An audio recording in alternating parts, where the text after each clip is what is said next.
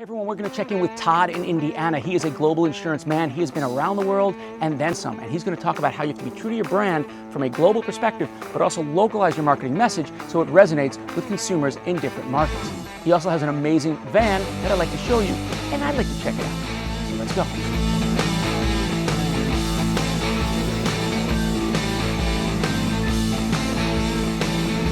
We're here with Todd Hancock from big insurance companies around the world, now to an adventurist. Todd, thanks for joining us. Yeah, you're welcome.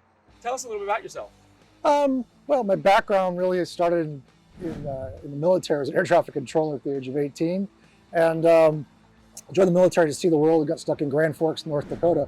That was an adventure all on its own. Came out of the military and decided to go to university. Came back home to Indiana, went to Indiana University. And if anybody knows anything about Indiana University, they have a little bike race there called the Little 500, and I got sucked into racing bicycles for the next 10 years of my life, and I got to travel around the world doing that. I studied international politics in school and got a job offer to do international insurance. Didn't know what that meant, but kind of stumbled into it, and I've been doing international travel and health insurance for the last 25 years. And you recently transitioned to... I did, yeah. I've been working in that industry for other companies. Worked for a Danish firm in Asia, worked for an American firm in Europe, worked for a British firm in South America. So basically been all over the world as an American representing international companies in the US and representing US companies internationally. And recently have transitioned out of a full-time job into starting my own enterprise with my wife and family. That's more of a lifestyle business. What is the number one thing people get wrong when they're trying to bring their format of business to another country? Yeah, I think the number one thing is just, it's a combination maybe of arrogance and naivete. It's kind of the terrible cocktail of assuming that people, because they speak English, which is quite often around the world, the business language is English, but the culture is not English. And so just because the folks that you're working with abroad speak English, don't assume that your culture will be understood, or even the nuances of your language. So number one is just being a little bit, I've seen it in Americans a lot, being too American and too comfortable and not sensitive enough to other cultures, despite the language. Yeah. What does it mean to be too American? We have a luxury in America that most of our products are global, most of our brands are recognized globally, and that our business language is our native language is the business language. And I think you can get yourself in trouble by driving your will. I'll give you an example. I first went to Asia in 2002, was working in Hong Kong, and I would deliver large presentations in English, obviously. I had to really tool my presentations to being not so much simplistic, but reiterating the point a couple different ways. So the nuances of what we might just pick up through body language is not translating as well as it would in Mandarin. And then also give time for the conversation to occur in their native language, and then they would come back in English with questions. It was really an interesting case study in how you can get it wrong. And we tend to be very energetic as Americans. We tend to speak very quickly as Americans, and all of that stuff has to be stripped back and be really sensitive to your audience. At what point in your company's journey overseas did you say, hey guys, this might not be received as easily as we thought? Probably after a few bloody noses. I have to admit that whole idea of arrogance and naivete was not lost on me. I fell into that trap a number of times. The big change in the game was really the internet, frankly, because prior to us marketing and selling insurance online, it was face-to-face. So you're recruiting insurance agents and brokers overseas, and then they would represent your brand, and they could adjust the culture because they were typically local and understood the local culture. So they were actually your brand ambassadors for taking it local on a global basis. Once the internet came along, you'd be very careful, and yet very careful in your messaging, but yet spread out the word of your company. So it was a really interesting time to be working and living through that expansion. I'd like to hear more about how you, one of the first to sell insurance online overseas, adapted your online communication perhaps and presence.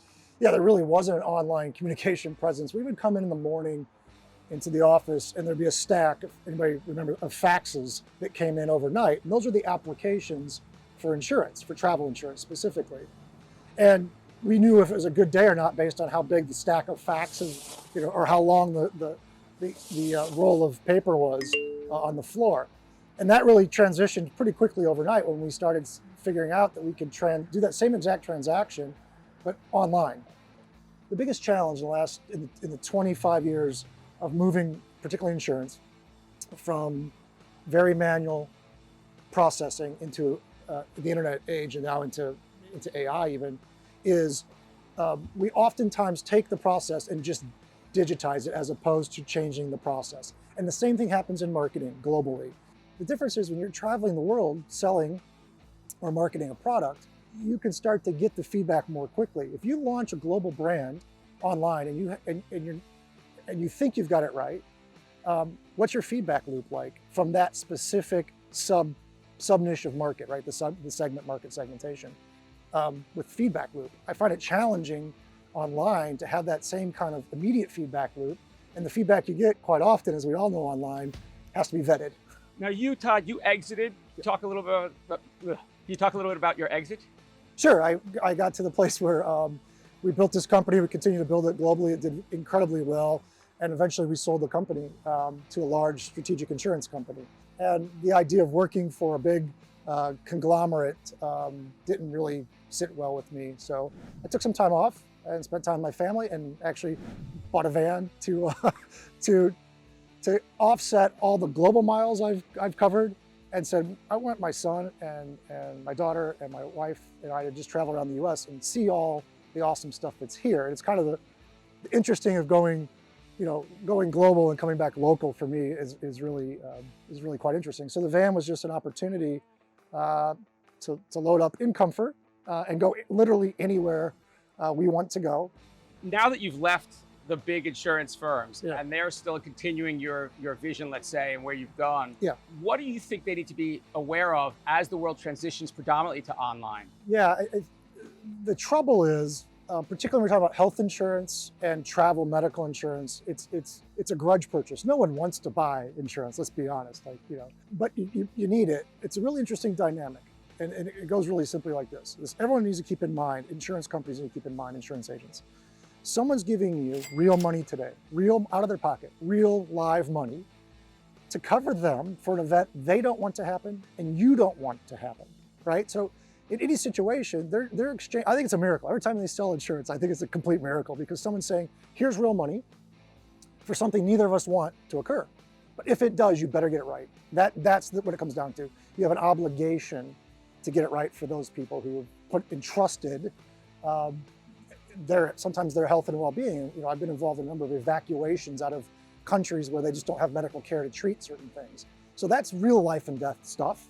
If I were to say to you, how can a company, a software as a service, or just a general service company, build their brand overseas? I think overseas is a big... Okay, yeah. So I think it's really important to more than just the storyboarding of your brand and your narrative. Do you really live it? Do you really believe that brand story?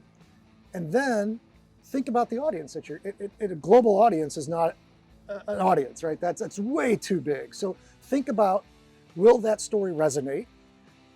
Are you willing to change your story for the market you're trying to sell in, or is that your story and you're going to stick to it and it'll either resonate or it won't? And what I do believe is authenticity always resonates. That's something, maybe it's a Midwestern value, but authenticity, energy and authenticity always resonates. The challenge is online. How do you get that authenticity through, 011 to the end user who feels it? And that's the real challenge. And I think with everything we're going through in a global pandemic and the use of internet a lot more, the use of video a lot more, it comes through. You can tell even on screen, not quite the same energy in person, but you can tell on screen if someone's, really believes in what they're saying. And authenticity is important. I think that's the way it works.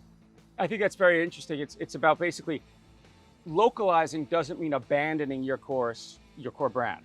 Particularly in the internet, branding is very important. Marketing is the value, right? I believe I call it soft or gray value. And is it worth 15, 20%? Depends on the brand. It's worth a lot, just the marketing. Todd, you couldn't help yourself. You tried to stay out of insurance. What is this hiding behind you here? Well, this is a new enterprise, and it really is back to exactly this authenticity part. It's not just travel insurance, but it's taking folks who are adventure travelers. And we kind of define that as a lifetime adventure, or you're going on an adventure of a lifetime. You know, we're going to customize a travel insurance program for your adventure. And so I have friends, and part of my lifestyle is I have a young family, and we travel. We snow ski, we bike, we kayak, we hike. This is all part of adventure travel. We may do it in the US, we may do it globally. So it's really taking a big market, which is travel insurance. It's some argue in the US alone, it's a $4 billion market, and saying, okay, what niche of that, what segment of that market space is true to us, that we actually represent? And I don't look like a typical insurance guy, probably, which is not anymore. Anymore, yeah, the hair's gotten longer. So this really resonates with me and my family, that adventure travel is a segment of the market that's underserved, because we tended in insurance to go, oh, you're doing hazardous things, we're going to charge you more, and we're going to exclude this, that, and the other thing. And not that we're covering every crazy, squirrel suit flying competition around the world. People who travel for adventure tend to be healthier, tend to be a little bit younger, tend to be actually more risk adverse than you would think. They think about things before they do a lot of them. And so I like the demographic, and it's within our tribe, it's within our community that we know these folks. And so the van's part of it, but really it's global. And we have real life experiences of friends breaking their neck, literally. And they were out skiing off piste, and that's what happens sometimes. My thought, obviously, I got my van, I got my family, Yep. we're out there. I assume a lot of that's covered for my health insurance. What's not covered? Yeah, it probably is. I mean, for the most part, with health insurance becoming a lot more local in the United States, because your provider network gets smaller and smaller and smaller, the further you are, whether it be globally or 3 states over, you have to start to think about how you have access to healthcare and who's going to pay for it. And so, as we all have heard, insurance rates in the United States are going up, up, up, up, up. And the way to combat that in a lot of ways is to narrow the network of coverage and have a lot more out of pocket. And a lot of people think it's really expensive, and it's really not that expensive. We're talking a couple $100s for, say, a 2-week trip. So it's affordable.